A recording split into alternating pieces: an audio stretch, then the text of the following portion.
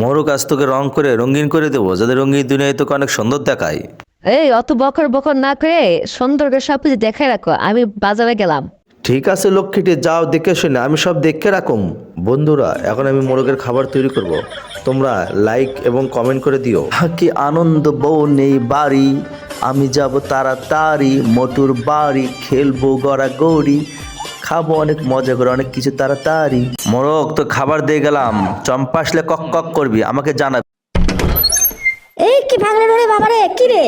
চম্পা নেই আর জমবে খেলা। তুই যে এত করে বলছিস, তাহলে মাম্মু আছে খেলা জমবে। তাহলে চল তাড়াতাড়ি।